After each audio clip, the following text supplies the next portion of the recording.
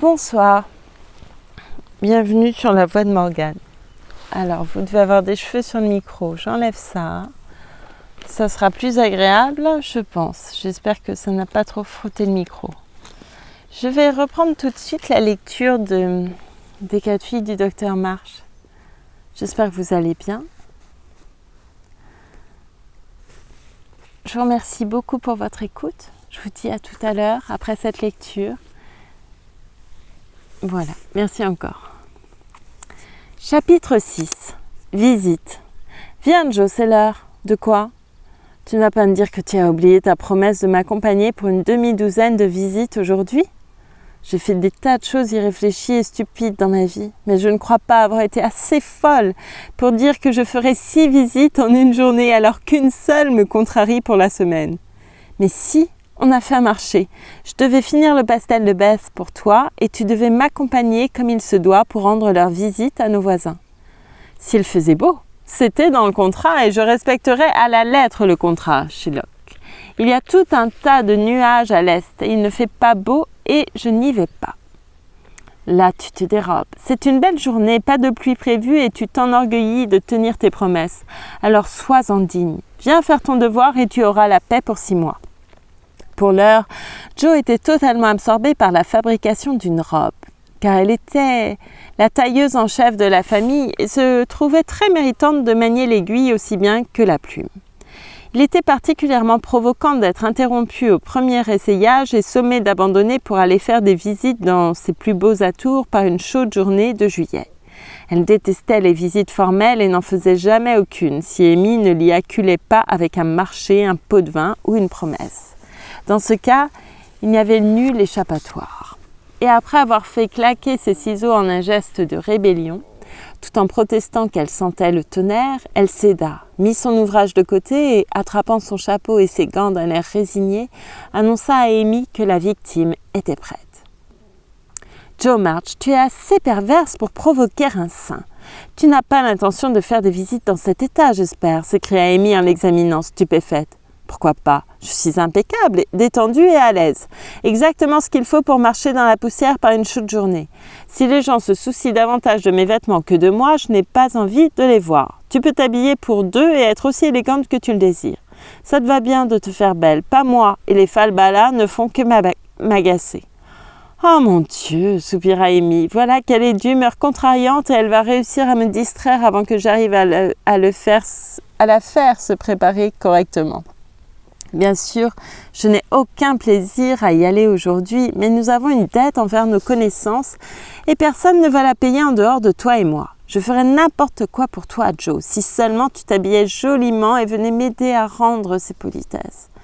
Tu parles si bien, tu as un air si aristocratique dans tes plus beaux vêtements et tu te conduis si convenablement quand tu t'en donnes la peine que je suis fière de toi.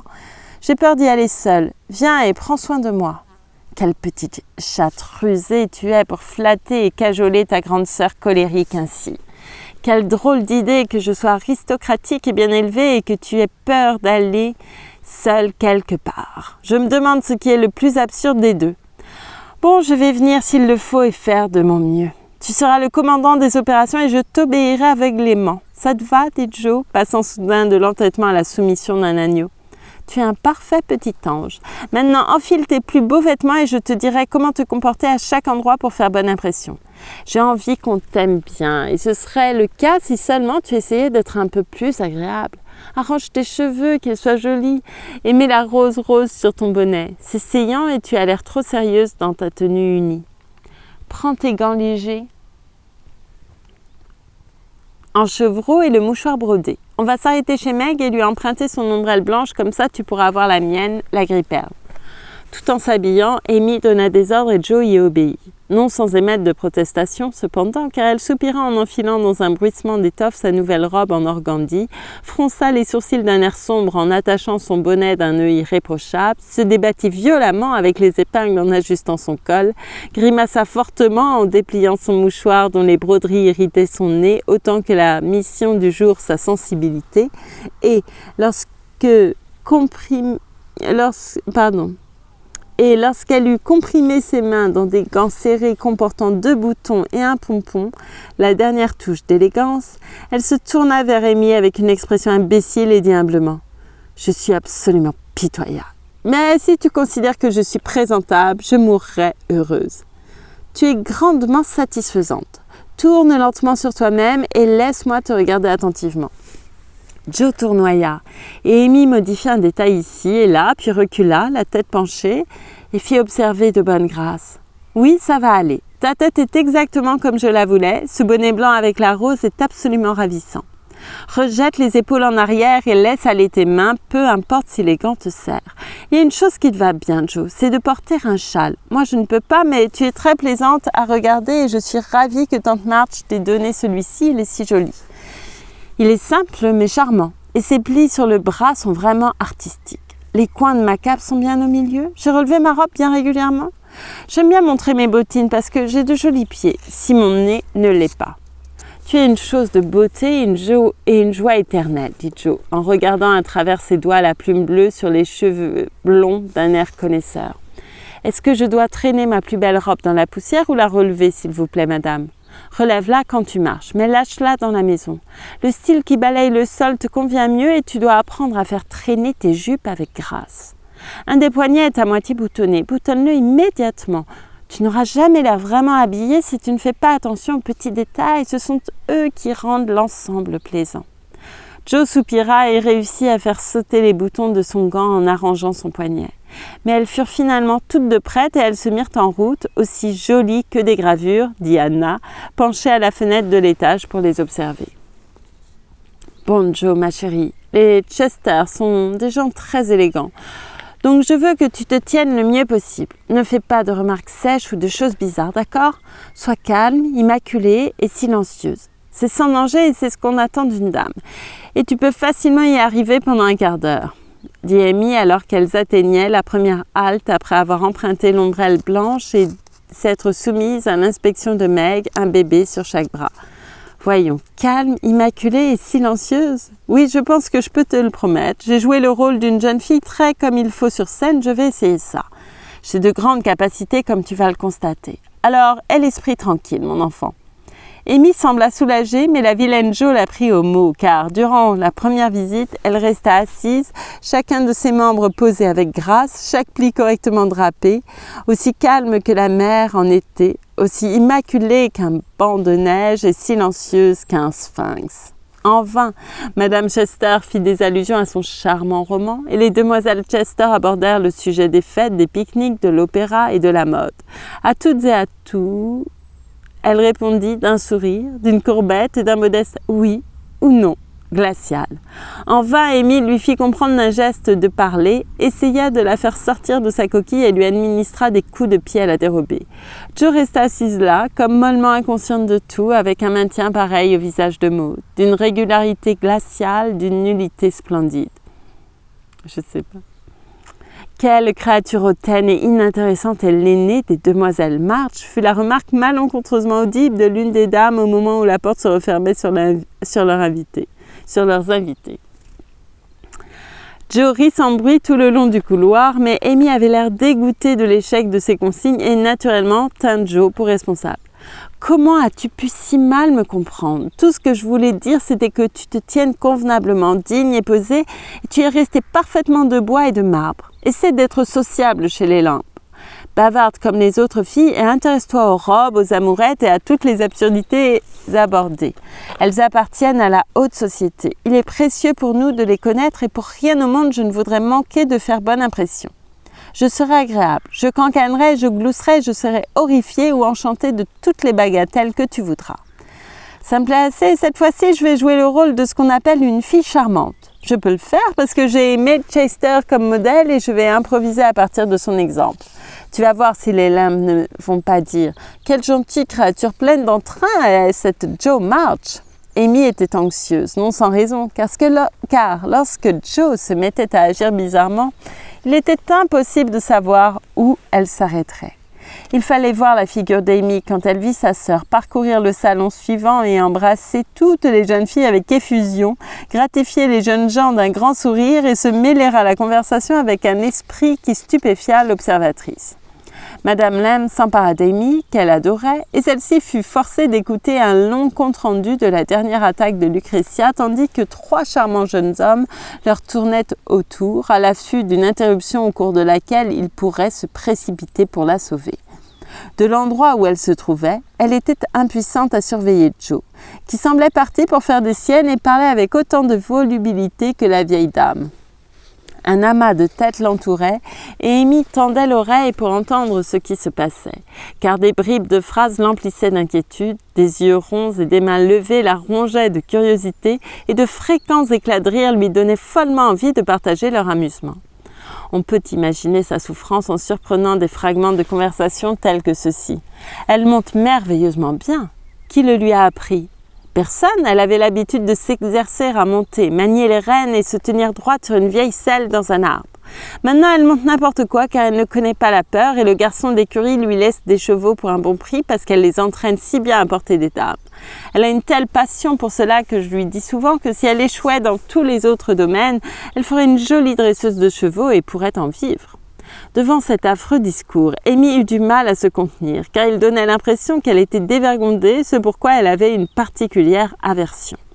Mais que pouvait-elle faire ? La vieille dame était au milieu de son histoire et bien avant qu'elle eût terminé, Joe était reparti, faisant des révélations encore plus drôles et commettant des bévues encore plus atroces. Oui, Amy était désespérée ce jour-là parce que toutes les bonnes bêtes étaient sorties et des 3 restantes, une était boiteuse, l'autre aveugle et la dernière si têtue qu'il fallait lui mettre de la poussière dans la bouche pour la faire démarrer. Joli animal pour une partie de plaisir, n'est-ce pas ? Laquelle a-t-elle choisi ? Demanda un des jeunes gens hilars qui se délectaient du sujet. Aucune, elle a entendu un jeune cheval dans une ferme de l'autre côté de la rivière et, même si aucune femme ne l'avait jamais monté, elle a décidé d'essayer parce qu'il était beau et fougueux. La voir se démener était vraiment pathétique. Il n'y avait personne pour conduire le cheval à la selle, alors elle a apporté la selle au cheval. Mes aïeux, elle lui a fait traverser la rivière en canot, l'a posé sur sa tête et elle a foncé vers l'écurie au grand étonnement du vieil homme. Elle a monté le cheval, bien sûr, et elle a passé un moment génial. Je m'attendais à ce qu'on la ramène à la maison en petits morceaux, mais elle a parfaitement su le manœuvrer et elle a bien amusé la galerie. « Eh bien, c'est ce que j'appelle avoir du cran !» s'exclama le jeune Mr. Lamb en jetant un regard approbateur en direction d'Amy et en se demandant ce que pouvait bien lui raconter sa mère pour que la jeune fille soit si rouge et l'air si gêné. Sa rougeur et sa gêne augmentèrent un instant plus tard, lorsqu'un soudain changement de sujet fit qu'on se mit à parler toilette. Une des jeunes filles demanda à Joe où elle s'était procuré le joli chapeau marron clair qu'elle portait pour le pique-nique. Et la stupide Joe, au lieu de mentionner l'endroit où il avait été acheté, où il avait été acheté 2 ans plus tôt, trouva le moyen de déclarer avec une franchise inutile « Oh, c'est Amy qui l'a peint. On ne trouve pas ces tons doux dans le commerce, alors on peint les nôtres de la couleur qu'on veut. C'est très agréable d'avoir une sœur artiste. » « Comme c'est une idée originale !» s'écria Mademoiselle Lamb, qui trouvait Joe très amusante. C'était monsieur tout à l'heure. Ce n'est rien comparé à certaines de ses brillantes performances. Il n'y a rien que cet enfant ne puisse faire. Tenez, elle voulait une paire de bottines bleues pour la fête de Sally. Elle a juste peint ses blanches défraîchies d'un des plus beaux bleus ciel qui soit et on dirait absolument du satin, ajouta Joe avec un air de fierté pour le talent de sa sœur qui exaspéra Amy au point qu'elle eut l'impression que lui jeter à la figure son porte-carte la soulagerait. Nous avons lu une de vos histoires l'autre jour et elle nous a beaucoup plu, fit observer l'aînée des demoiselles Lamb avec l'intention de faire un compliment à la dame lettrée qui, à ce moment-là, il faut bien l'avouer, ne correspondait pas du tout au personnage.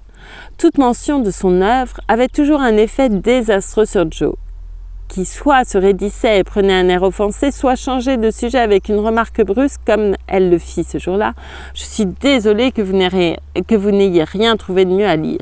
J'écris ces bêtises parce qu'elles se vendent et que les gens ordinaires aiment ça. Allez-vous à New York cet hiver ? L'histoire ayant plu à Mademoiselle Limb, ses paroles n'étaient ni reconnaissantes ni flatteuses. À la minute où elle les prononça, Joe comprit son erreur, mais craignant d'aggraver encore la situation, elle se souvint soudain que c'était à elle de donner le signal du départ et elle le fit de façon si abrupte que 3 personnes furent coupées en plein milieu d'une phrase. « Amy, il faut qu'on parte. Au revoir ma chère. Venez donc nous voir. Nous languissons de votre visite. Je n'ose pas vous inviter, Monsieur Limb, mais si vous venez, je ne crois pas que j'aurai le courage de vous renvoyer. » Joe avait si drôlement imité la façon de parler exubérante de Maychester qu'Amy quitta la pièce aussi vite que possible, saisie d'une forte envie de rire et de pleurer en même temps. « Je ne m'en suis pas bien tirée ?» demanda Joe d'un air satisfait alors qu'elle s'éloignait. « Rien n'aurait pu être pire » fut la réponse cinglante d'Amy. « Qu'est-ce qui t'a appris de raconter ces histoires à propos de ma selle, du chapeau et des bottines et de tout le reste ?»« Bien c'est drôle et ça amuse les gens, ils savent qu'on est pauvre, alors inutile de prétendre qu'on a un palefrenier et qu'on achète 3 ou 4 chapeaux par saison et qu'il nous est aussi facile qu'à eux d'avoir de belles choses. Tu n'avais pas besoin de leur raconter tous nos petits artifices et d'étaler notre pauvreté de façon si superflue. Tu n'as pas un brin de fierté et tu n'apprendras jamais quand il faut tenir ta langue et quand il faut parler, dit Amy d'un ton désespéré. La pauvre Jo avait l'air confuse et se frotta le bout du nez avec le mouchoir roide, comme pour s'infliger une pénitence avec son écart de conduite. Après son écart de conduite. « Comment dois-je me comporter ici ?» demanda-t-elle, tandis qu'elle s'approchait de la 3e demeure. « Comme tu veux, je m'en lave les mains, répondit sèchement Amy. « Alors je vais me faire plaisir. Les garçons sont à la maison et nous allons passer un moment agréable. Dieu sait que j'ai besoin d'un petit changement parce que l'élégance a des conséquences néfastes sur mon organisme, rétorqua Joe d'un ton bourru, perturbé par son incapacité à être convenable. 3 grands garçons et plusieurs jolis enfants les accueillirent avec un enthousiasme qui apaisa rapidement sa contrariété. Et, laissant Amy distraire l'hôtesse et M. Tudor, lui aussi en visite, Joe se consacra aux jeunes gens et trouva le changement revigorant. Elle écouta les histoires d'université avec beaucoup d'intérêt, caressa les pointers et les caniches sans un murmure. Pointer. Reconnut que Tom Brown était un chic type, sans se soucier que cette façon de le louer soit peu convenable. Et lorsqu'un des garçons proposa d'aller voir le bassin à tortues, elle s'y rendit avec un empressement qui fit sourire la maman, cette dame très maternelle qui redressait la casquette laissée dans un état de ruine par les embrassades filiales, un peu ours, mais affectueuse, couvre-chef qu'elle préférait à toutes les coiffures impeccables sorties des mains d'une Française inspirée.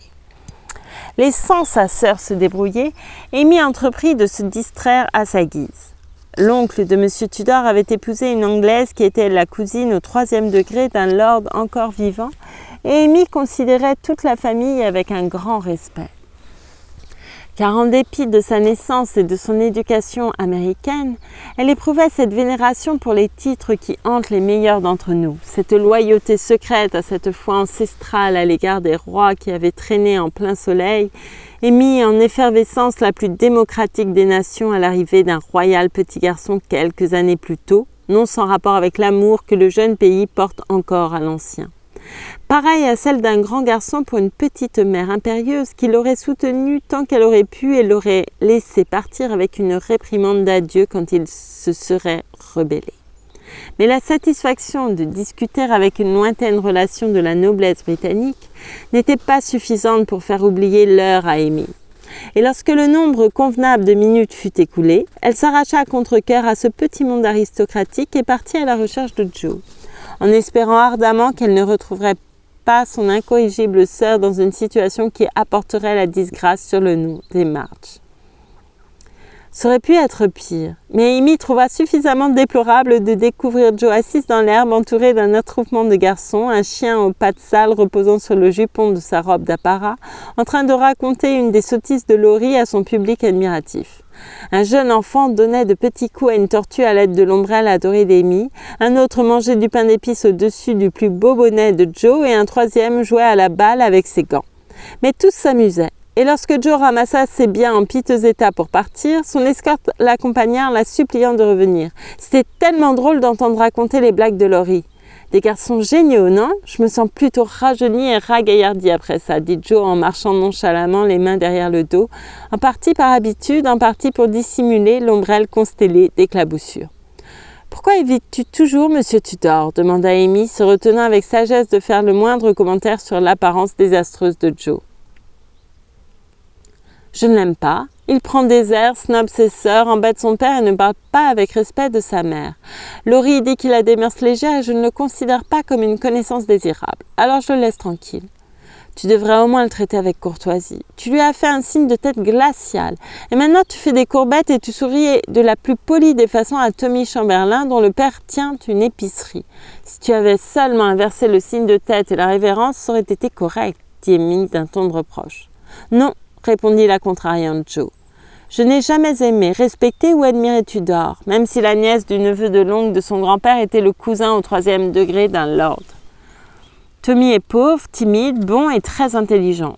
Je pense du bien de lui et j'aime le montrer parce que lui est un gentleman malgré les emballages en papier marron. Il est inutile d'essayer de discuter avec toi, commença Amy. Absolument, ma chérie, la coupa Joe. Alors, ayons l'air aimable et laissons une carte ici. Les Kings sont de toute évidence sortis, ce dont je suis profondément reconnaissante. Le porte-carte familial ayant fait son devoir, les deux sœurs continuèrent et Joe prononça une nouvelle action de grâce en arrivant à la 5e résidence où on leur dit que les jeunes filles étaient occupées. Rentrons à la maison et oublions Tante March pour aujourd'hui. On peut y courir n'importe quand et c'est vraiment dommage de traîner dans la poussière sur notre 31, fatigués et énervés. Parle pour toi, s'il te plaît. Tante March aime bien qu'on lui fasse le compliment de venir habillée chic pour une visite formelle. C'est peu de choses, mais ça lui fait plaisir et je ne pense pas que ça détériore davantage tes affaires que de laisser des chiens sales et des enfants qui piétinent partout les abîmer. Baisse-toi et permets que j'enlève les miettes de ton bonnet. Que tu es une gentille fille, Amy, dit Joe, son regard repentant passant brièvement de sa tenue malmenée à celle de sa sœur, toujours propre et sans tache. J'aimerais que ce soit aussi facile pour moi que pour toi de faire de petites choses pour plaire aux gens. J'y songe, mais ça prend trop de temps, alors j'attends l'occasion d'accorder une grande faveur et je laisse passer les petites. Mais elles sont plus parlantes finalement, j'imagine. Amy sourit et se calma d'un coup en déclarant d'un ton maternel. Les femmes devraient apprendre à être agréables, en particulier les pauvres, car elles n'ont aucune autre façon de rembourser les témoignages de gentillesse qu'elles reçoivent. Si tu t'en souvenais et le mettais en pratique, on t'aimerait plus que moi, parce que tu vaux davantage. Je suis une vieille chose grincheuse, et je le resterai, mais je veux bien admettre que tu as raison. C'est seulement s'il est plus facile pour moi de risquer ma vie... C'est seulement qu'il est plus facile pour moi de risquer ma vie pour quelqu'un qu'être agréable quand je n'ai pas envie. C'est un grand malheur d'avoir tant de préférences et d'aversions marquées, non?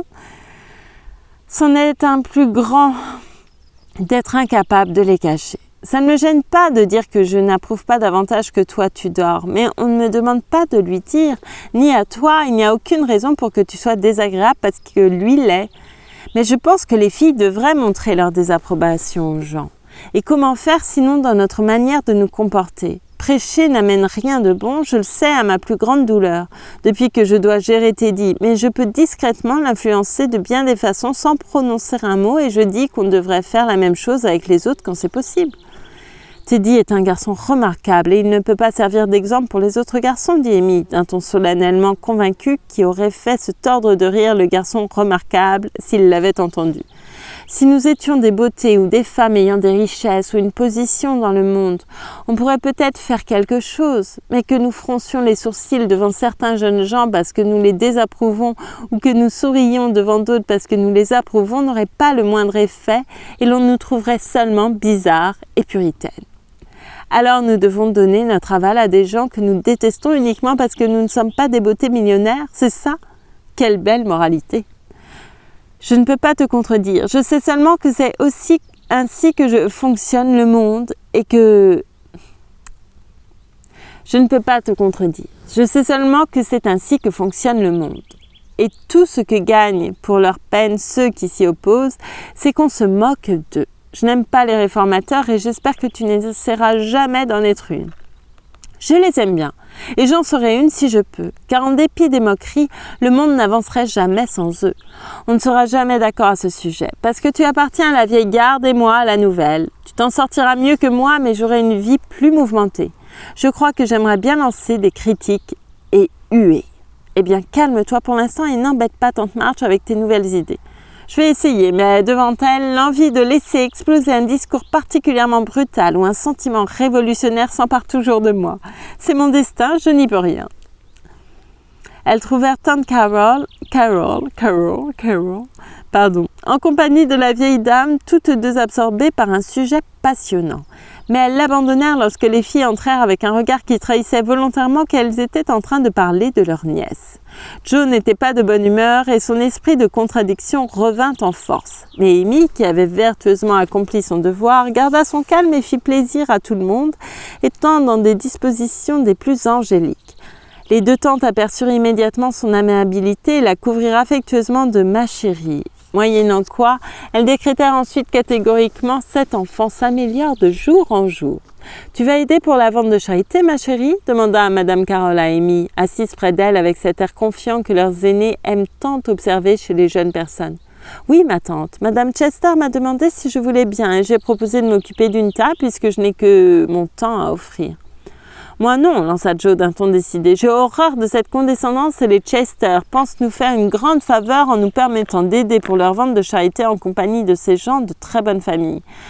Je m'étonne que tu aies accepté, Amy. Tout ce qu'ils veulent, c'est que tu travailles. Je suis d'accord pour travailler. C'est pour les esclaves émancipés autant que pour les Chester et je trouve que c'est très gentil de leur part de me laisser œuvrer et m'amuser à leur côté. Le patronage ne me gêne pas quand l'intention est bonne. C'est parfaitement vrai. Ça me plaît que tu en sois reconnaissante, ma chérie. C'est un plaisir d'aider les gens qui apprécient vos efforts. Ce n'est pas le cas de tout le monde, et c'est éprouvant, fit remarquer tante March en regardant par-dessus ses lorgnons Joe qui se balançait assise à l'écart, affichant une expression morose. Si seulement Joe avait su quel grand bonheur était en jeu pour l'une d'entre elles, elle se serait transformée en colombe à la minute. Mais malheureusement, nous n'avons pas de fenêtre dans la poitrine et sommes incapables de voir ce qui se passe dans la tête de nos amis. De manière générale, c'est préférable pour nous, mais de temps à autre, ce pourrait être si commode et nous épargner du temps et de la colère. À cause des paroles qu'elle prononça ensuite, Joe se priva de plusieurs années de plaisir et reçut une leçon qui tomba à point nommé pour lui apprendre l'art de tenir sa langue. Je n'aime pas les faveurs. Elles m'oppressent et me font me sentir esclave. Je préfère me débrouiller seule et être indépendante. Toussa tante Carol doucement, en jetant un coup d'œil à tante March. Je te l'avais dit tante March, avec un geste de la tête sans appel à l'intention de tante Carol. Dieu merci, inconsciente de ce qu'elle venait de faire, Joe resta le nez en l'air avec une expression révolutionnaire qui n'avait rien d'engageant. « Tu parles français, ma chérie ?» s'enquit Madame Carol en posant la main sur le bras d'Amy. « Plutôt bien, grâce à tante March qui laisse Esther me parler aussi souvent que je le désire », répondit Amy avec un regard reconnaissant qui déclencha chez la vieille dame un sourire aimable. « Où en es-tu avec les langues ?» demanda Madame Carol à Joe. « Je ne connais pas un mot. Je suis complètement idiote quand il s'agit d'apprendre quoi que ce soit. Je ne supporte pas le français, c'est une langue tellement insaisissable et idiote, répondit-elle avec brusquerie. Les dames échangèrent un nouveau regard et tante March dit à Amy « Tu es forte et en bonne santé maintenant, ma chérie, non? Tu n'as plus de problème avec tes yeux, si? » « Plus du tout, merci madame. Je vais très bien et j'ai l'intention d'accomplir de grandes choses l'hiver prochain, afin d'être prête pour Rome lorsque ce merveilleux moment se présentera. » « Quelle bonne fille! Tu mérites d'y aller et je suis sûre que tu iras un jour, déclara tante March en lui tapotant la tête avec approbation tandis qu'Amy ramassait pour elle la pelote. Bilieux, tire le loquet, assois-toi près du feu et file. Brailla Polly, perché sur le dossier de sa chaise en se penchant pour scruter le visage de Joe avec un air interrogateur si comiquement impertinent qu'il était impossible de ne pas en rire. « Un oiseau très observateur, dit la vieille dame. « Vous venez faire un tour, ma chère ?» cria Polly en sautillant en direction du vaisselier à porcelaine avec un air suggérant des morceaux de sucre. « Merci, c'est ce que je vais faire. Viens !» Amy. Et Joe mit fin à la visite, sentant plus puissamment que jamais qu'elles avaient un effet désastreux sur son organisme. Elle serra les mains comme un homme, mais Amy embrassa ses deux tantes et les filles partirent, laissant derrière elles une impression de soleil et d'ombre. Impression qui fit dire à tante March lorsqu'elles eurent disparu « Tu devrais le faire, Mary, je fournirai l'argent. » À quoi tante Carol répondit fermement « Certainement, si son père et sa mère y consentent. » Chapitre 7. Conséquences. Pardon.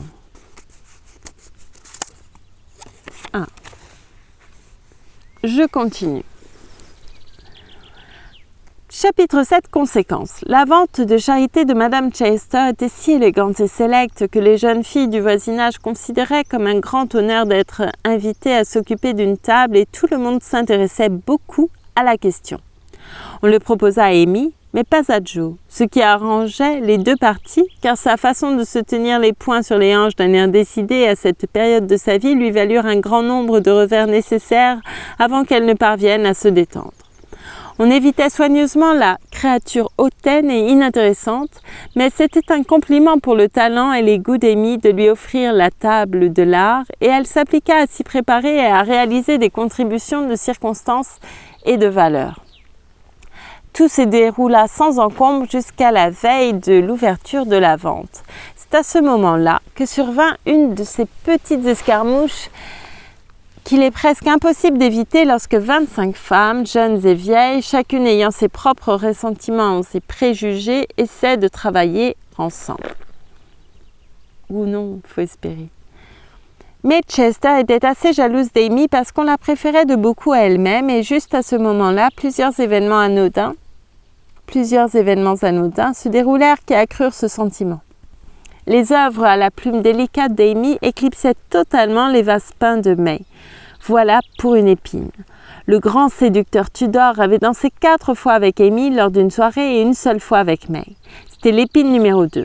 Mais le grief principal, celui qui lui restait sur le cœur et lui donna une excuse pour sa conduite hostile, était la rumeur qu'une colporteuse de ragots obligeante lui avait murmuré selon laquelle les filles March s'étaient moquées d'elle chez les Lamb. C'est Joe seul qui aurait dû être tenu pour responsable à cause de la méchante imitation trop ressemblante pour passer inaperçue, et les badins Lamb avaient laissé la plaisanterie se propager. Les coupables n'avaient cependant pas eu vent de cette histoire et on peut imaginer le désarroi d'Amy lorsque, le soir précédant la vente, alors qu'elle apportait les dernières touches à sa jolie table, Madame Chester, qui naturellement était indignée par le ridicule supposément infligé à sa fille, dit d'un ton neutre, mais avec un regard glacial « Ma chère, j'ai découvert que les jeunes filles pensent que je n'aurais dû confier cette table à personne d'autre que mes propres filles. Dans la mesure où il s'agit de la plus importante et que certains prétendent qu'elle est la plus attractive, et ce sont les principaux contributeurs de la vente, on pense qu'il est préférable qu'elles occupent cette place. Je suis désolée, mais je sais que vous êtes trop sincèrement attachée à la cause pour qu'une petite déception personnelle vous dérange, et vous pouvez avoir une autre table si vous voulez. » Madame Chester s'était imaginé qu'il serait aisé de prononcer ce petit laïus. Mais, le moment venu, elle trouva plutôt difficile de le faire de façon naturelle, les yeux peu méfiants d'Amy plongés dans les siens, emplis de surprise et de trouble. Amy avait l'impression qu'il y avait quelque chose derrière tout ça, mais elle n'arrivait pas à deviner quoi, et elle dit tranquillement, se sentant blessée et le montrant « Vous préférez peut-être que je ne tienne aucune table ?» Écoutez, ma chère, ne le prenez pas mal, je vous en supplie. Ce n'est qu'une question de commodité. Mes filles vont prendre tout naturellement la tête des opérations et on considère que cette table est l'endroit adéquat. Moi, je pense qu'elle vous convient parfaitement et je suis très reconnaissante de vos efforts pour l'avoir si joliment arrangée. Mais nous devons abandonner nos désirs personnels, bien sûr, et je m'assurerai que vous ayez un bon emplacement ailleurs. Aimeriez-vous la table des fleurs? Les petites filles s'en occupent, mais elles sont découragées. Vous pourriez en faire quelque chose de charmant, et la table des fleurs attire toujours du monde, vous savez. Les hommes en particulier, ajouta May avec un air qui éclaira Amy sur la raison de sa disgrâce. Elle rougit de colère, mais ne réagit pas outre mesure à ce sarcasme puéril et répondit avec une amabilité inattendue. « Je ferai ce qu'il vous plaira, Madame Chester. Je vais laisser immédiatement ma place ici et m'occuper des fleurs si vous voulez. » « Tu peux poser tes affaires sur la table si tu préfères, commença May, légèrement prise de remords en regardant les jolis casiers, les coquillages peints et les pittoresques enluminures qu'Amy avait si soigneusement exécutées et disposées avec tant de délicatesse. Elle avait l'intention d'être gentille, mais Amy ne le comprit pas et répondit sèchement. « Oh, certainement, si elle te gêne. » et balayant de la main ses contributions pour les faire tomber pêle-mêle dans son tablier, elle s'éloigna avec le sentiment qu'elle et ses œuvres d'art avaient été impardonnablement insultées. Maintenant, elle est en colère. « Oh mon Dieu, je regrette de t'avoir demandé de parler, maman, » dit May en regardant d'un air abattu les espaces vides sur la table. « Ces querelles de filles seront bientôt oubliées, » répondit sa mère, se sentant comme de juste un peu honteuse de son rôle dans celle-ci. Les petites filles acclamèrent Amy et ses trésors avec ravissement, et cet accueil cordial apaisa quelque peu son esprit perturbé. Et elle se mit à l'ouvrage, déterminée à obtenir du succès avec les fleurs si c'était impossible avec l'art. Mais tout semblait se liguer contre elle. Il était tard et elle était fatiguée. Tout le monde était trop occupé à ses propres affaires pour l'aider, et les fillettes étaient plus une gêne qu'autre chose, car les petites chéries s'affairaient et bavardaient comme des pies, créant un grand désordre dans leurs efforts ingénus pour que tout reste en ordre parfait. L'arche de verdure refusa de tenir solidement après qu'elle l'eut érigée. Elle branlait et menaçait de s'effondrer sur sa tête lorsque les paniers qui y étaient accrochés seraient remplis. Son plus beau carreau fut éclaboussé d'eau, ce qui laissa une lame sépia sur la joue du Cupidon. Elle se fit des bleus sur les mains en donnant des coups de marteau et prit froid en travaillant dans un courant d'air, cette dernière affliction l'emplissant d'appréhension pour le lendemain. Toutes les lectrices ayant souffert de calvaires identiques compatiront avec la pauvre Amy et lui souhaiteront bon courage pour s'acquitter de sa tâche. Une grande indignation éclata chez elle ce soir-là lorsqu'elle raconta son histoire. Sa mère déclara que c'était une honte, mais qu'elle avait bien fait. Beth déclara qu'elle ne mettrait pas les pieds à cette satanée vente et Joe demanda pourquoi elle n'avait pas repris tous ces jolis objets et laissé ces méchants gens se débrouiller sans elle. Ce n'est pas parce qu'ils sont méchants que je dois l'être aussi. Je déteste ce genre de choses. Et même si je pense avoir le droit d'être blessée, je n'ai pas l'intention de le montrer. Ça leur fera davantage d'effet que des paroles de colère ou des bouderies. N'est-ce pas, Marmie? C'est une attitude positive, ma chérie. Rendre un baiser pour une gifle est toujours préférable, même si parfois ce n'est pas facile, répondit sa mère qui semblait connaître la différence entre prêcher et agir. Malgré les nombreuses et compréhensibles velléités de protester et de se venger, Amy s'en tint à sa résolution toute la journée du lendemain. Décidée à vaincre ses ennemis par la gentillesse, elle commença bien, grâce au silencieux rappel qui se présenta à elle inopinément, mais opportunément. Alors qu'elle arrangeait sa table ce matin-là, tandis que les fillettes garnissaient les paniers dans un vestibule, elle attrapa sa création préférée, un petit livre dont son père avait trouvé la couverture parmi ses trésors et dans lequel, sur des vélins, elle avait magnifiquement illuminé différents textes. En tournant les pages riches de délicats dessins avec une fierté pardonnable, ses yeux tombèrent sur un vers qui la fit s'interrompre pour réfléchir. Encadré de vives volutes écarlates, bleues et or, et de petits anges de bonne volonté qui s'aidaient les uns les autres à monter et descendre au milieu des épines et des fleurs, étaient écrits les mots « Tu aimeras ton prochain comme toi-même ». Je devrais, mais je ne le fais pas, songea Amy, lorsque son regard passa de la page ornée de couleurs vives au visage mécontent de May derrière les grands vases qui ne parvenaient pas à dissimuler les vides que ses jolies œuvres avaient occupés. Amy resta là un instant, tournant les pages et lisant sur chacune d'entre elles un doux blâme à l'égard de toutes les rancœurs et les inclémences. Sans s'en apercevoir, des prêcheurs délivrent chaque jour des sermons sages et vrais dans la rue, les écoles, les bureaux ou les maisons. Même une table de vente de charité peut se transformer en chair si elle peut offrir des paroles justes et utiles, jamais hors de propos. La conscience d'Amy tira sur le champ un petit sermon de ce texte. Et elle fit ce que beaucoup d'entre nous ne font pas toujours, elle prit le sermon à cœur et le mit immédiatement à exécution. Un groupe de filles se tenait devant la table de May, admirait les jolies choses et discutait du changement de vendeuse. Elles baissèrent la voix, mais Amy savait qu'elle parlait d'elle, n'ayant entendu qu'une version de l'histoire et jugeant en fonction de celle-ci. Ce n'était pas agréable, mais elle était dans de meilleures dispositions d'esprit et c'était l'occasion de le prouver. Elle entendit May déclarer tristement « C'est vraiment dommage parce que je n'ai plus le temps de fabriquer autre chose et je ne veux pas remplir l'espace avec des bricoles. La table était parfaite, maintenant elle est gâchée. » Je crois qu'elle les ramènerait si tu lui demandais, suggéra quelqu'un. Comment pourrais-je, après toute cette histoire, commença May, mais elle ne termina pas car la voix d'Amy lui parvint depuis l'autre côté de la salle qui disait « Tu peux les avoir, c'est de bonne grâce, inutile de demander si tu les veux. J'étais justement en train de songer à les remettre car elles sont plus à leur place sur ta table que sur la mienne. Les voilà, je t'en prie, reprends-les et pardonne-moi si je les ai enlevées avec tant d'empressement hier soir. » Tout en parlant, Amy rendit ses contributions avec un hochement de tête et un sourire et repartit à la hâte, ayant le sentiment qu'il était plus facile de faire un geste amical que d'attendre d'en être remercié. « Eh bien, je trouve ça charmant de sa part, non ?» s'écria une des filles. La réponse de May fut inaudible, mais une autre jeune fille, dont le tempérament était visiblement tourné à l'acide en préparant de la citronnade, ajouta avec un rire désagréable « très charmant, parce qu'elle savait qu'elle ne les aurait pas vendus à sa table. » Voilà qui était dur. Lorsque nous faisons de petits sacrifices, nous aimons qu'ils soient au moins appréciés. Et l'espace d'un instant, Amy regretta le sien, ayant le sentiment que la vertu ne portait pas toujours en elle sa propre récompense. Mais c'est le cas, comme elle le découvrit très vite, car son humeur commença à s'améliorer et sa table à s'épanouir sous ses mains expertes. Les filles étaient très gentilles et ce petit geste semblait avoir étonnamment éclairci l'atmosphère.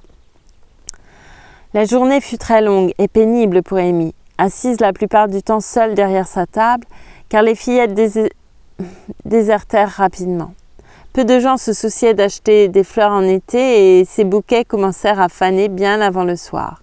La table d'art était effectivement la plus attractive de la salle. Il y eut foule autour d'elle toute la journée et celle qui la tenait effectuait d'incessants allers-retours avec des airs importants et des boîtes remplies d'espèces sonnantes et trébuchantes. Amy jetait souvent des regards mélancoliques de l'autre côté de la salle, rêvant de s'y trouver, là où elle se sentirait dans son élément et heureuse, plutôt qu'oisive dans un coin.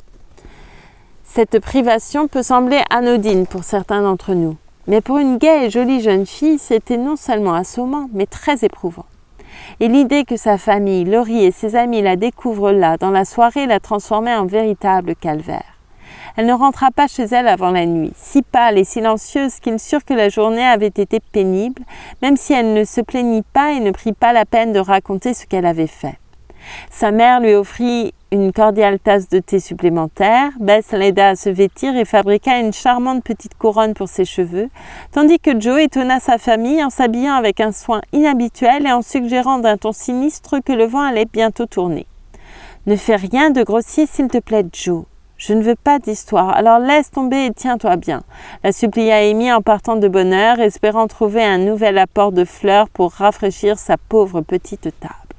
J'ai simplement l'intention de me rendre merveilleusement agréable auprès de tous ceux que je connais et de faire en sorte qu'ils restent dans ton coin aussi longtemps que possible. Teddy et ses copains donneront un coup de main et nous passerons un bon moment, répondit Joe, appuyé au portail pour surveiller l'arrivée de Laurie. Bientôt, le pas lourd familier se fit entendre dans la semi-obscurité et elle courut à sa rencontre. « C'est bien mon petit garçon ?» « Aussi sûr que c'est ma petite fille !» s'exclama Laurie en coinçant la main de Joe sous son bras avec l'expression d'un homme dont tous les souhaits sont exaucés. « Oh Teddy, il se passe de ces choses !» Et Joe raconta les torts faits à Amy avec le zèle d'une sœur. « Nos amis vont arriver en masse plus tard et que je sois pendue si je ne les oblige pas à acheter toutes ces fleurs et à camper devant sa table ensuite, dit Laurie, épousant sa cause avec chaleur. Les fleurs ne sont pas jolies du tout, a dit Amy, et les fraîches risquent de ne pas arriver à temps. Je ne veux pas être injuste ou méfiante, mais je ne serais pas surprise qu'elle n'arrive jamais. Lorsque des gens font une chose méchante, ils sont très susceptibles d'en faire une autre, fit remarquer Joe d'un ton dégoûté. Ace ne vous a pas donné les plus belles de notre jardin ? Je le lui avais demandé. Je ne savais pas. Il a oublié, je suppose. Et comme ton grand-père était souffrant, je n'ai pas voulu l'embêter en lui demandant, même si j'en voulais. Enfin, Joe, comment as-tu pu imaginer qu'il fallait demander ? Elles sont autant à toi qu'à moi. Est-ce qu'on ne partage pas toujours tout ? Commença Laurie d'un ton qui hérissait toujours Joe. Bonté divine, j'espère bien que non, la moitié de tes affaires ne m'irait pas du tout. Mais il ne faut pas qu'on reste ici à se faire la cour. Je dois aider Amy, alors va te faire beau. Si tu avais la gentillesse de demander à Hayes d'apporter quelques jolies fleurs à la salle, je t'en remercierais toute ma vie. Tu ne peux pas le faire maintenant sans qu'il rit de façon si suggestive que Joe lui claqua le portail à la figure avec une hâte contraire à l'hospitalité et cria à travers les barreaux « Va-t'en, Teddy, je suis occupé !» Grâce au conspirateur, le vent tourna ce soir-là, car Hayes avait envoyé des fleurs à profusion et un joli panier arrangé de la plus jolie des manières comme pièce centrale.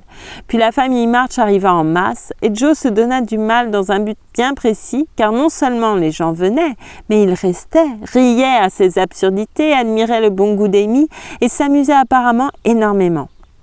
Laurie et ses amis s'engouffrèrent vaillamment dans la brèche, achetèrent les bouquets, campèrent devant la table et firent de ce coin l'endroit le plus animé de la salle. Amy était maintenant dans son élément et, par gratitude sinon plus, était aussi vive et gracieuse que possible. Parvenant finalement à la conclusion, à ce moment-là, que la vertu portait bien en elle sa propre récompense après tout.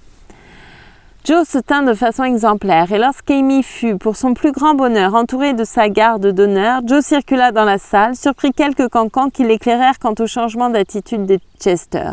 Elle se reprocha d'avoir été en partie responsable de la zizanie et décida de disculper Amy dès que possible. Elle découvrit aussi ce qu'avait fait Amy le matin et considéra qu'elle était un modèle de magnanimité. En passant devant la table d'art, elle chercha des yeux les objets de sa sœur, mais n'en vit aucune trace. Elles les ont soustraits à la vue, se dit Joe, qui pouvait pardonner les torts qu'on lui faisait, mais était chaudement indigné par les insultes proférées à l'encontre de sa famille. « Bonsoir, mademoiselle Joe. Comment va Amy ?» demanda May d'un ton conciliant, car elle voulait montrer qu'elle aussi pouvait être généreuse. Elle a vendu tout ce qui était vendable et maintenant elle s'amuse. La table des fleurs est toujours attirante, vous savez, surtout pour les hommes. Joe n'avait pas pu résister à lancer cette petite pique, mais May le prit si humblement que Joe le regretta à l'instant et se mit à louer les grands vases toujours pas vendus. « Les enluminures d'Amy sont quelque part. J'avais dans l'idée de les offrir à notre père, dit Joe, pressé de connaître le sort des œuvres de sa sœur. Tous les objets d'Amy sont vendus depuis longtemps. J'ai fait en sorte que les gens qu'il fallait les voient et ils nous ont rapporté une jolie somme d'argent, répondit May, qui, autant qu'Amy, avait surmonté diverses petites tentations ce jour-là. Totalement satisfaite, Joe se précipita pour annoncer la bonne nouvelle et Amy fut à la fois touchée et surprise lorsqu'elle lui rapporta les paroles et la conduite de May. Oui, je suis émue, mais en même temps, je suis fatiguée. Voilà. Maintenant, messieurs, je veux que vous alliez faire votre devoir aux autres tables aussi généreusement que vous l'avez fait à la mienne. En particulier la table d'art, ordonna-t-elle à la bande de Teddy, comme les filles appelaient les camarades d'université. Il faut payer, Chester, il faut payer, c'est la devise de cette table, mais faites votre devoir en homme et vous en aurez pour votre argent de finesse, dans tout le sens du terme, dit l'exubérante Joe, tandis que la phalange dévouée se préparait à l'assaut. Vos désirs sont des ordres, mais le mois de March est bien plus doux que le mois de mai, dit le petit Parker, faisant un effort désespéré pour paraître à la fois plein d'esprit et tendre, mais promptement refroidi par Laurie qui s'exclama « Très bien, mon grand, pour un petit garçon », en le faisant déguerpir d'une tape paternelle sur la tête. « Achetez les vases !» chuchota Amy à Laurie, déversant les derniers charbons ardents sur la tête de son ennemi. Au grand ravissement de May, non seulement M. Lawrence acheta les vases, mais il parcourut la salle, un sous chaque bras. Les autres hommes investirent leur argent avec une égale imprudence dans toutes sortes de fragiles babioles et errèrent ensuite désespérément, encombrés de fleurs en cire, d'éventails peints, de portefeuilles en filigrane et autres achats utiles et opportuns. Tante Carole était là, entendit l'histoire, prit un air satisfait et dans un coin dit quelque chose à Madame March qui la fit rayonner de contentement et observait Amy avec une expression où se mêlaient fierté et angoisse, même si elle ne trahit pas la cause de son plaisir avant plusieurs jours. La vente de charité fut qualifiée de succès et lorsque May souhaita bonne nuit à Amy, elle n'en rajouta pas comme à son habitude, mais elle l'embrassa affectueusement avec un regard qui disait « Pardonnons et oublions ». Ce qui satisfaisait Amy. Et en rentrant, elle vit les vases parader sur le manteau de la cheminée, un magnifique bouquet dans chacun d'eux. La médaille du mérite pour une marche magnanime, comme Laurie l'annonça avec emphase. « Tu as bien plus de principes, de générosité et de noblesse de caractère que je le croyais. Tu t'es comporté avec amabilité et je te respecte de tout mon cœur, dit chaleureusement Joe, tandis qu'elle se brossait les cheveux ce soir-là. Nous aussi, et nous l'aimons pour sa promptitude à pardonner. Ça a dû être affreusement difficile après avoir tant travaillé et d'être préparé à vendre tes propres jolis objets. Je ne pense pas que j'aurais pu le faire avec autant de gentillesse, ajouta Beth depuis son oreiller. Voyons les filles, inutile de me louer ainsi, je n'ai fait que rendre ce qu'on m'a donné. Vous vous moquez de moi quand je dis que je veux être une dame, mais je parle d'être une vraie dame dans l'esprit et le comportement, et c'est ce que j'essaie de faire pour autant que je sache comment faire. Je ne peux pas exactement l'expliquer, mais je veux être au-dessus des petites méchancetés, folies et défauts qui gâtent tant de femmes. J'en suis encore loin, mais je fais de mon mieux et j'espère un jour être comme maman. Amy s'était exprimée avec gravité et Joe dit en l'enlaçant cordialement « Maintenant je comprends ce que tu veux dire et je ne me moquerai plus jamais de toi. Tu progresses plus vite que tu le crois et j'ai des leçons à apprendre de toi pour ce qui est de la véritable politesse, car je pense que tu en connais le secret. Continue ma chérie, tu en seras récompensée un jour et personne n'en sera plus ravi que moi. » Une semaine plus tard, Amy reçut sa récompense et la pauvre Joe eut du mal à s'en réjouir. Une lettre de tante Carol arriva et le visage de Madame March était tellement radieux en la lisant que Joe et Beth, qui étaient avec elle, demandèrent quelles étaient les bonnes nouvelles. « Tante Carol part à l'étranger le mois prochain et elle veut que j'aille avec elle, » la coupa Joe en se levant de sa chaise dans une incontrôlable extase. « Non ma chérie, pas toi, Amy. » « Oh maman, elle est trop jeune, mon tour vient. En premier, j'en ai envie depuis si longtemps. Ça me ferait tant de bien et ce serait si merveilleux. Il faut absolument que j'y aille. » « J'ai bien peur que ce soit impossible, Joe. Tante Carol a dit Amy, elle est décidée et ce n'est pas à nous d'imposer notre volonté quand elle nous fait une telle faveur. » « C'est toujours comme ça. Amy a tous les plaisirs et j'ai tout le travail. Ce n'est pas juste. »« Oh, ce n'est pas juste, » s'écria Joe avec passion. « Je crains que ce ne soit en partie de ta faute, ma chérie. Lorsque tante Carol m'a parlé l'autre jour, elle regrettait tes manières brusques et ton esprit d'indépendance. Et elle écrit comme si elle te citait. Au début, j'avais prévu de demander à Joe, mais comme les faveurs sont un fardeau pour elle et qu'elle déteste le français, je pense que je ne m'aventurerai pas à l'inviter. Amy est plus docile, ce qui en fera une bonne compagnie pour Flo et elle recevra avec gratitude toute l'aide que ce voyage pourra lui apporter. Ah, ma langue, mon abominable langue, pourquoi est-ce que je n'arrive pas à la faire taire, grommela Joe en se souvenant des paroles qui lui avaient porté tort. Après avoir entendu l'explication des phrases citées, Madame March dit chagrinée « J'aurais voulu que tu y ailles, mais il n'y a aucun espoir cette fois-ci. Alors essaie de le supporter gaiement et ne gâche pas le plaisir d'Amy par des reproches ou des regrets. » « J'essaierai, » dit Joe en clignant violemment des yeux et en s'agenouillant pour ramasser le panier qu'elle avait renversé de joie. Je prendrai exemple sur elle et j'essaierai non seulement d'avoir l'air contente, mais de l'être. Et je ne lui reprocherai pas un instant son bonheur. Mais ça ne sera pas facile parce que c'est une terrible déception, dit Joe en trempant la petite pelote à épingle qu'elle tenait à la main de quelques larmes particulièrement amères.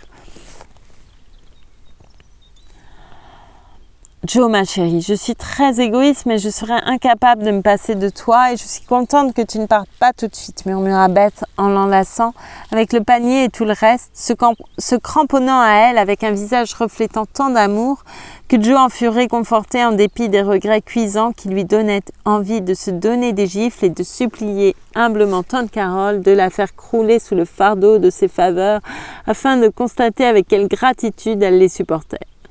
Quand Amy rentra, Joe fut capable de prendre part à l'allégresse familiale. Pas avec autant de cœur que d'habitude peut-être, mais sans se plaindre de la chance d'Amy.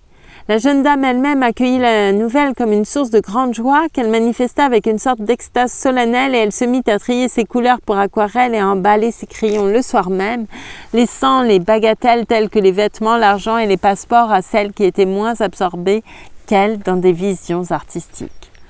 « Ce n'est pas un simple voyage d'agrément pour moi, les filles, » déclara-t-elle avec importance en grattant sa meilleure palette. « Il décidera de ma carrière, car si j'ai le moindre génie, je le découvrirai à Rome et je ferai en sorte de le prouver. »« Imagine que tu n'en es pas, » demanda Joe en cousant les yeux rouges les nouveaux cols destinés à Amy. « Alors je rentrerai à la maison et j'enseignerai le dessin pour gagner ma vie, » répondit celle qui aspirait à la célébrité avec un calme philosophe. Mais elle fit la grimace à cette idée et gratta sa palette avec énergie, comme décidée à prendre de vigoureuses mesures avant d'abandonner tout espoir. « Non, tu ne le feras pas. Tu détestes travailler dur et tu épouseras un homme riche et tu rentreras pour te vautrer dans le luxe jusqu'à la fin de tes jours, dit Joe. Parfois, il arrive que tes prédictions se réalisent, mais je ne le crois pas pour celle-ci. Je voudrais bien naturellement parce que si je ne peux pas être moi-même une artiste, j'aimerais pouvoir aider ceux qui le sont, dit Amy en souriant, comme si le rôle de Lady Bountiful lui convenait mieux que celui d'un pauvre professeur de dessin. Répondit Joe avec un soupir. Si tu le désires, tu l'auras. Tes vœux se réalisent toujours, les miens jamais. Tu aimerais y aller demanda Amy en aplatissant pensivement son nez avec son couteau. Plutôt oui. Eh bien, dans 1 an ou 2, je t'enverrai chercher et on fouillera le forum à la recherche de reliques et on réalisera tous les projets qu'on a imaginés si souvent. Merci. Je te rappellerai ta promesse lorsque cet heureux moment arrivera, s'il arrive un jour, répondit Joe en acceptant la vague, mais magnifique promesse avec autant de reconnaissance que possible. Il restait peu de temps pour les préparatifs et la maison fut en effervescence jusqu'au départ d'Amy. Joe supporta tout très bien jusqu'à ce que le dernier ruban bleu flottant au vent disparaisse, puis elle se retira dans son refuge, le grenier, et pleura jusqu'à ce qu'elle n'ait plus de larmes. Amy tint, elle aussi, vaillamment le coup jusqu'au départ du paquebot. Puis au moment où la passerelle était sur le point d'être retirée, elle fut soudain submergée par l'idée que tout un océan la séparerait bientôt de ceux qui l'aimaient le plus et elle se cramponna à Laurie, le dernier à s'attarder, en lui disant dans un sanglot « Oh, prends soin d'eux pour moi, et s'il te fait arriver quelque chose ?»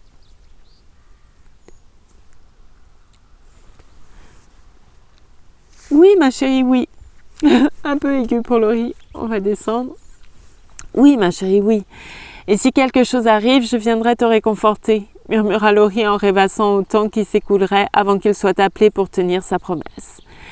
Amy vogua donc à la découverte de l'ancien monde, toujours neuf et magnifique pour des yeux novices, tandis que son père et son ami l'observaient depuis la rive, espérant ardemment que seule une agréable fortune échoirait à cette fille d'un naturel joyeux, qui agita la main à leur intention, jusqu'à ce qu'ils ne voient plus que le soleil d'été éclatant sur la mer.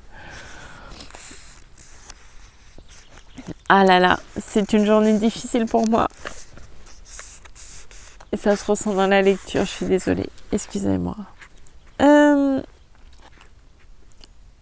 la fin du chapitre 7 des 4 filles du Dr March. Ça m'a fait penser à la mouette de Tchekhov.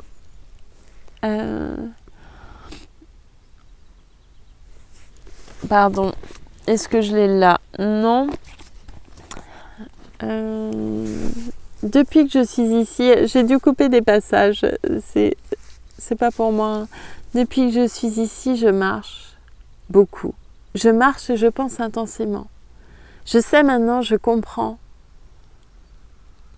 que... Ah non, attendez, je vais recommencer. Depuis que je suis ici, je marche beaucoup. Je marche et je pense intensément. Et je sens croître les forces de mon âme. Je sais maintenant, je comprends que l'essentiel dans nos métiers, artistes ou écrivains, peu importe, ce n'est ni la gloire, ni l'éclat, tout ce dont je rêvais. Non, l'essentiel, c'est de pouvoir endurer. Porte ta croix et garde la croyance. J'ai la foi et je souffre moins. Et quand je pense à ma vocation, la vie ne me fait plus peur.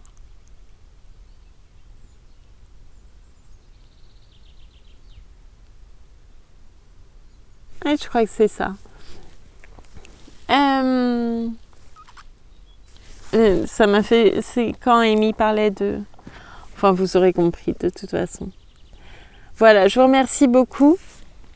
Et... surtout, prenez soin de vous, faites attention à vous.